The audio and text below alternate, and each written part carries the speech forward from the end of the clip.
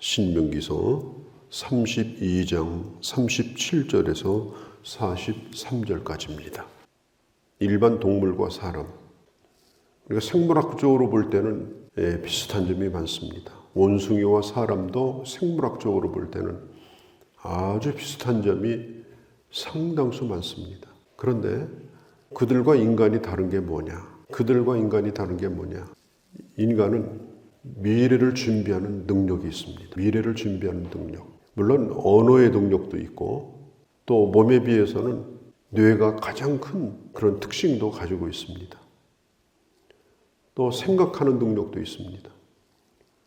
그러나 가장 뛰어난 것은 미래를 준비하는 특별한 지혜를 가지고 있는 게 인간의 특징입니다.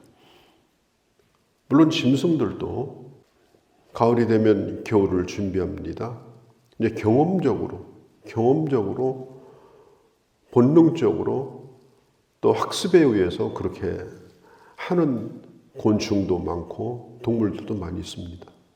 그러나 자기가 한 번도 경험해 보지 못한 거, 한 번도 보지도 못한 거, 그러나 반드시 미래에 일어날 어떤 일에 대해서 그것을 준비하는 것은 이것은 사람만이 가지고 있는 능력입니다.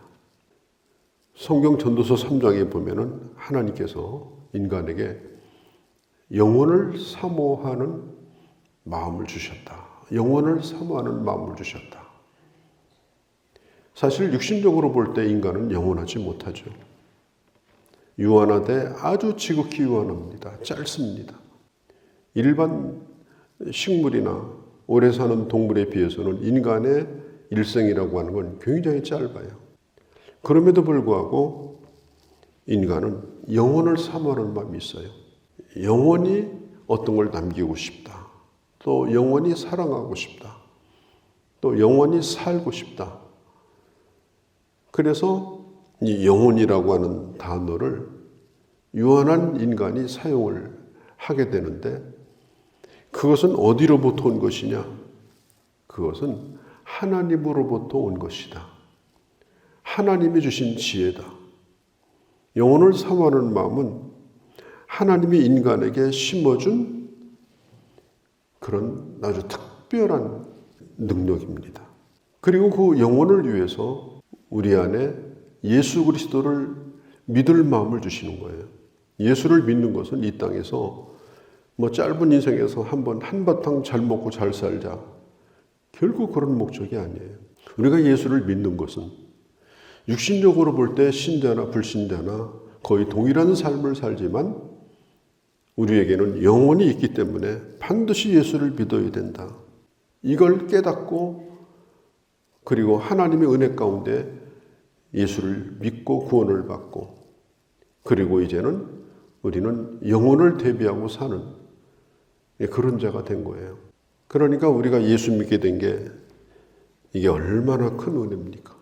그런데 오늘 성경 28절에 보면 하나님께서 이스라엘 백성들을 가르쳐서 뭐라고 말을 하는가 하면 모략이 없는 민족이라 그들 중에는 분별력이 없도다.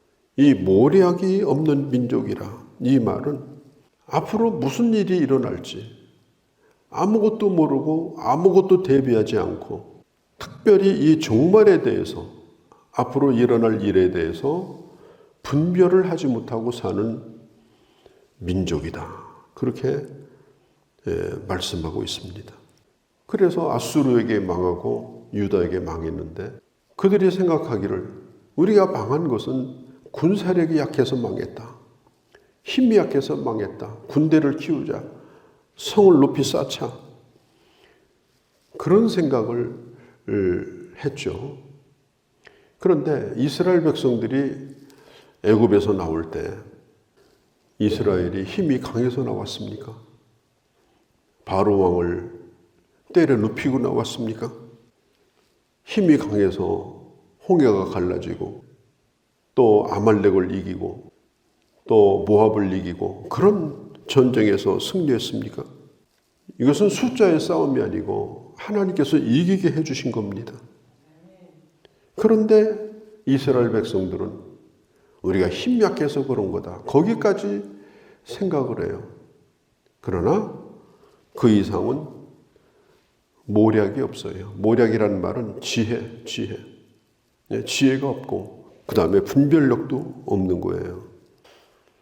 그러니까 전도서에 보면은 이 지혜로운 사람은 초상집에 마음이 있다. 이런 말씀이 있습니다. 그러니까 멀쩡하던 사람이 어느 날 싸늘한 죽음이 돼가지고 누워 있는 것을 보면 나도 얼마 남지 않았구나. 나도 살 날이 얼마 되지 않을 수도 있겠구나. 내가 미리 좀 준비를 해야 되겠구나. 이런 생각을 하게 됩니다. 영원히 사는 것도 아니고 또 일반적 지혜만 동원해도 또 시간이 얼마 남지 않은 것을 알게 되니까 그러면 내가 해야 될 일이 뭐겠느냐. 그냥 먹고 즐기고 그냥 그럭저럭 살다가 가야 되겠는가. 아니면 뭔가를 좀 준비해야 되지 않겠는가. 우리는 이 분별력이 필요합니다. 이 지혜가 필요한 거예요. 하나님은 우리에게 시간을 주셨는데 이 시간이 얼마나 중요합니까? 그리고 우리에게 어떤 기회가 주어졌을 때 그 기회가 얼마나 중요합니까? 기회를 미뤄서는 안 돼요.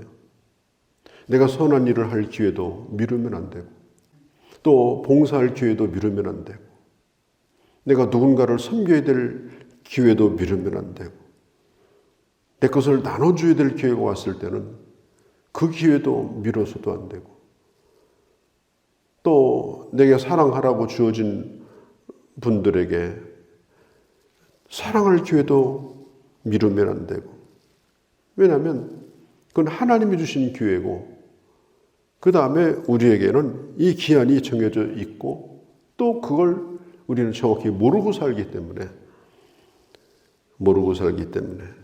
우리는 더더욱 그렇게 해야 된다라고 하는 겁니다.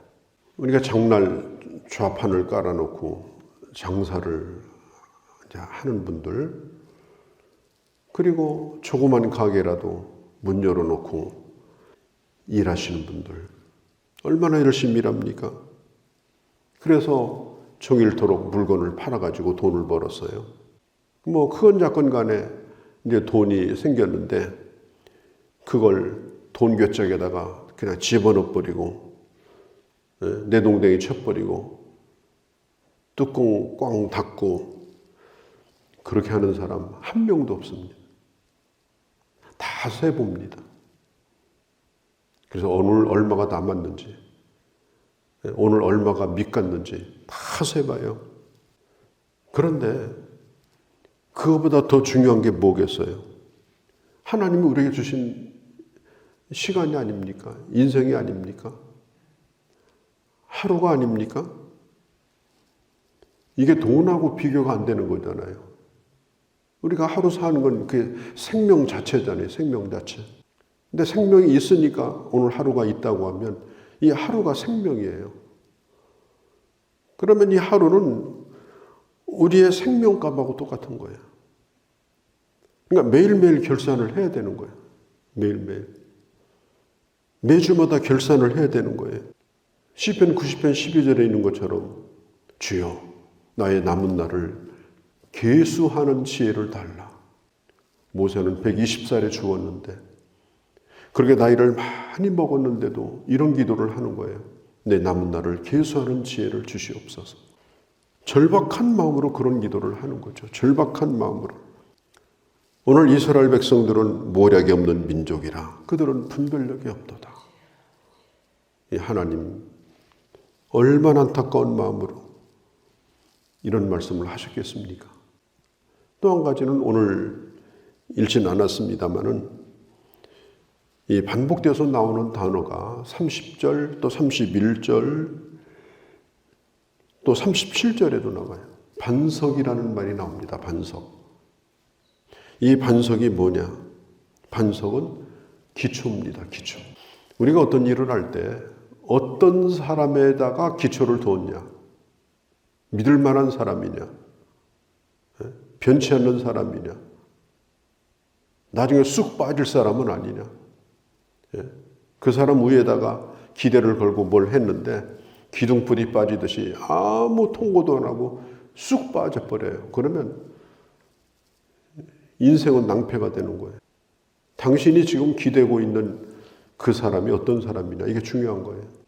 그 다음에 당신이 믿고 있는 게 뭐냐, 당신이 믿고 있는 거, 그게 중요합니다. 몇 층짜리 짓느냐 이거보다 훨씬 더 중요한 게 이 기초가 중요한 거예요. 왜?